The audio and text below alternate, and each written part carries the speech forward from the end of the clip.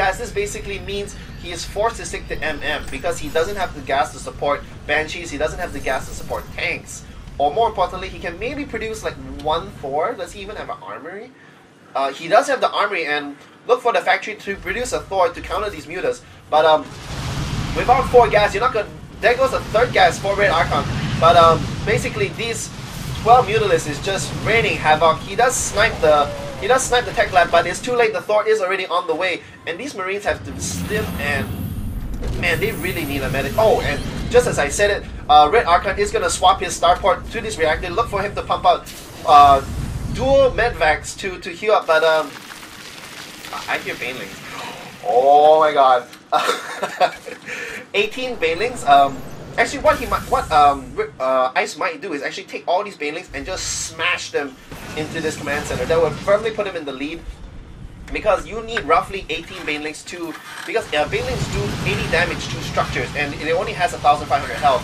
Actually, at this health range, you probably only need maybe I don't know, 12 banelings to kill it. And once you kill this, it takes so long to build a command center.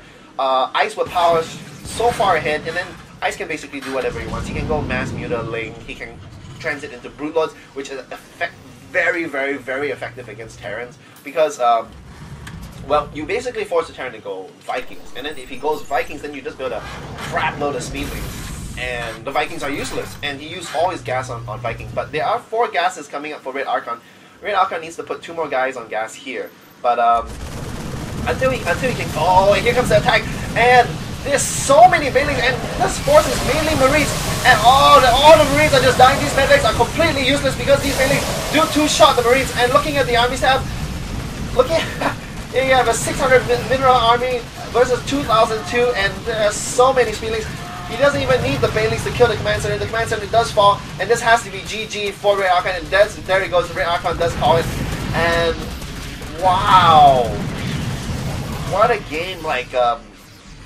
Like I have to say that the game winning point was right here. If you come, let me scroll back. The game winning point was right here when he decided to get this early hatch. Now, against most Terrans, especially when you know he's already getting that early gas, this would be suicide. But how does Ice respond? He pulls 3 drones. And these 3 drones are basically just powering down these SCVs, because with 2 SCVs, what you could do is one guy builds the bunker and the other guy repairs the SCV. And with 4 drones, that's not going to happen. The SCV is going to die. There is no bunker for this Marine.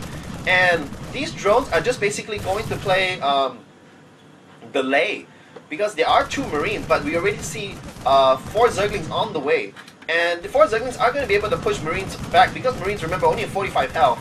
And while they do damage, they don't have stim, so they're not going to be able to outrun a Zergling, and a Zergling is going to kill it. And a Zergling, well, you obviously get 2 per egg, and there's going to be 4 lings and 35 health. And these 2 Marines are pushed away, and this early hatch does survive. And he didn't even have early speed, because he was power joining, and he was able to hold off the early Reapers with just pure normal lings. And after that, he just completely powered ahead. Now, I also want to call your attention to right about here. So you notice this army composition is extremely scary. Like all these Marauders with the tank and the point defense drone, it just completely shuts down Mutalisks. It's just death. And then with so many Marauders and tanks, I don't see how Ice could hold it off. Like if you look on the armies tab right now, on the units tab, he only has 6 lings. He doesn't even have any mutas. Like the mutas are making inside these eggs. I swear there's a muta making in these eggs. Okay, yeah, there the mutas are. But looking at 6 lings, and look at the timing. We have, wow, if I can click on them. I have 10 Marines, 5 Marauders, a Raven, a Banshee, and a tank. And you want to defend it with 2 Spine Crawlers and 6 Zerglings? But look at how cool Ice is. He's like, okay, all this army can only shoot ground, except for the Marines. I'm going to make Banelings. And immediately, as soon as he sees it, look, immediately the Banelings pop. And right now, he is just buying time. He doesn't sack his Mutalisks. He doesn't sack it. He is waiting for the counterattack. He is trying to save up his Zerglings, and he doesn't have enough Zerglings. So what happens is when the Banelings are done, he is going to pull all his drones off. and the drones are gonna and here are the bases. I am gonna select them so you can see them. RedArchon does not see the bases. All the Marines die, and once the Marines die, it is basically, well, this Queen is like going balls out on this tank, and is the Queen actually gonna die? Like, wow, they're like, man, these Zerglings are just like, screw you, tank. But wow, like that's it. Like I can't believe Ice was able to hold it off. And once he held it off, he did so much damage here, and he basically forced RedArchon to get Marines, just get pure Marines. He didn't get this gas. Yeah, he's only on 2 gas, and from there it was just relentless assault by Ice, and I have to say that's really, really good play. Like, the game was won basically at the 5-minute mark with that early hatchery, and I have to give props to Ice. That's really, really ballsy. I wouldn't do that as a Zerg versus Terran, especially on Steps of War.